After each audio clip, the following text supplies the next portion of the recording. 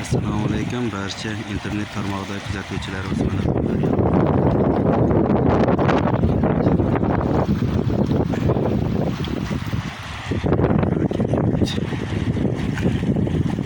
shu joyda bir ko'prik aytib beraylik. Vaqtonining daryosidan suvlar issiq. Qum daryoning qirlarida qo'ylar bosam, o'sha qirda otlar minib o'ynab chopsam. Bolaligim qolib ketdi qishlog'imda. Men suluvni ko'rib mana sevmabman hech, balki sevib unga izhor qilmabman hech. Nima bo'lsa bo'lib ketdi, ko'rmabman hech, bolaligim qolib ketdi qishlog'imda. Otamning ham, onamning ham erkasi men, to'ylarida qo'shiq aytgan, o'ynagan men. Tuproqlarda qolib ketgan izlari men, bolaligim qolib ketdi qishlog'imda. Akam bilan bir to'flini kiyar edik.